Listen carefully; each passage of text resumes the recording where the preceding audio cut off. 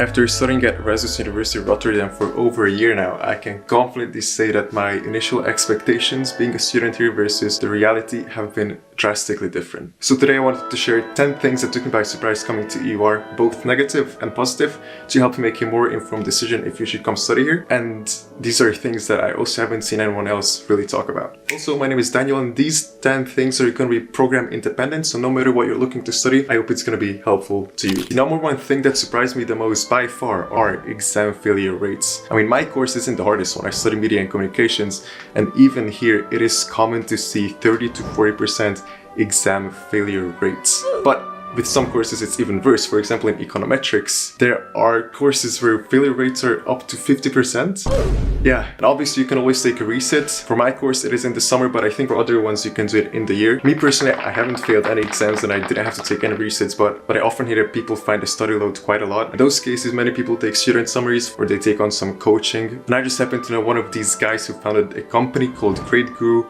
that helps students pass exams and do better at university. His name is Benson, and since we're close friends, I asked him to give you like a coupon discount code. I know this like proper YouTuber type shit, but if you use code Daniel20, you can get 20% off your student summaries and all that if you decide to come here in the future. So I think it's definitely worth saving. High failure rates at courses definitely aren't attractive, but the next thing that took me by surprise definitely is. There isn't like a term for this, so I just want to call it student support network. It's not really like an organization that exists, but I just use this term for on-campus career advisors, study advisors, psychologists, doctors, student coordinators, and all that. There are actually so many things like it. It's genuinely hard for me to remember. But I've personally been to the career and the student advisor when I was like planning to switch to the business program from like the media communication program. They helped me like make the decision of not to switch, so I can recommend them big time. And of course they're free, and so you can just go to the website and like book like a meeting with them. Like, why not? Oh yeah, and it's important to mention I also decided to do philosophy, the double degree, but they've also helped me make this decision if I should and shouldn't, and what are the things that I should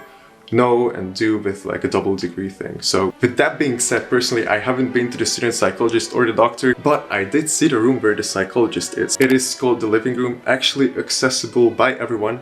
There are like these board game pools, you know, like pool games, and like massage chairs. Oh wait, I actually have pictures of those. Maybe I can like put them here. I was there with friends like between classes. It's a chill area, and I think they have free snacks. Also for my program and for other programs, there's this thing called like a buddy program. For us it was like IBCoM companion, basically like an older student from like upper years helping you fit in. I honestly didn't enjoy this personally as much, so if you have any questions about this, you know what to do.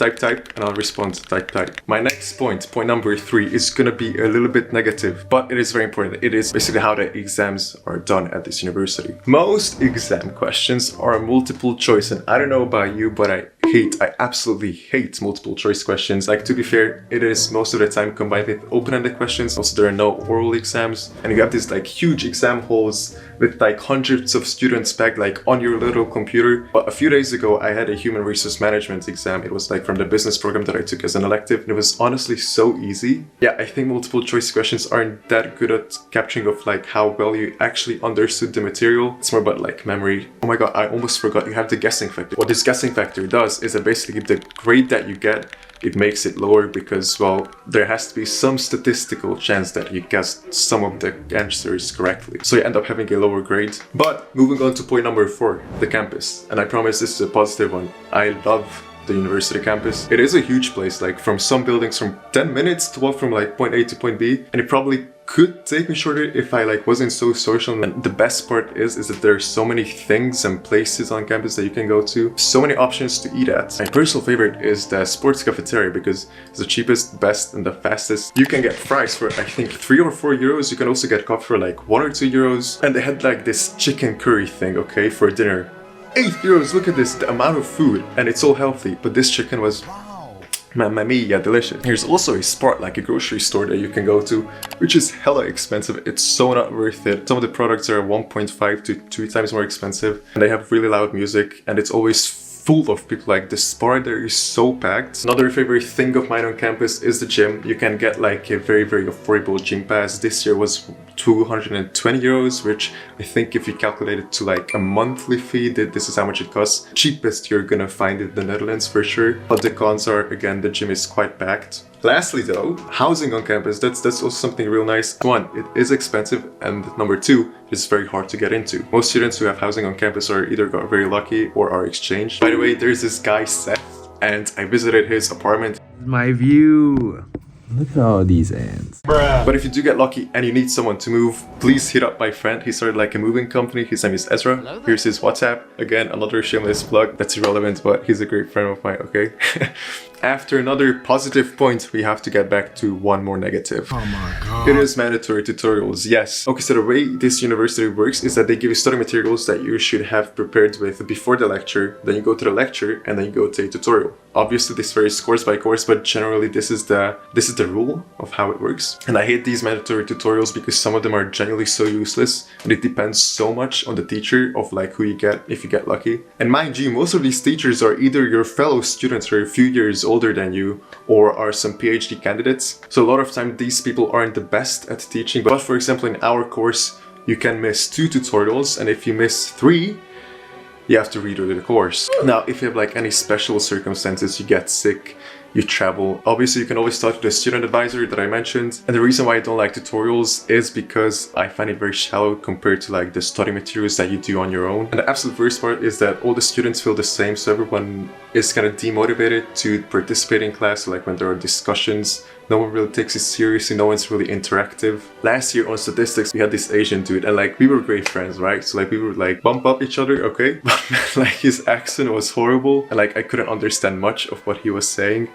Luckily, he had a lot of text on the slides. Okay, so that's like not the best thing. I wish I knew it before I attended this university. But the next point, the associations are absolutely amazing, and they make up for the tutorials. There are 4 main categories of student associations: social, study, career, and sport. Okay, so in my first year I attended Passing Shot, which is the tennis sport association, and it would have been good if it wasn't for like, it was like a very Dutch association. And I personally, my favorite was Thursday afternoon night, like you could just go play tennis with like any people who were there at the time. Okay, so with the career student associations, I joined B&R Burst, which is the investment student association, and I went to their free lecture. Yeah, I mean free lectures, like if you become a member and you pay the membership fee. But also, they gave me a book, an investment guide. You can read a lot about investing and finance, options, derivatives. But for what they're famous for are their investment competitions. But people join like teams, and teams pull together money from their own funds and they try to invest it, and they compete against each other.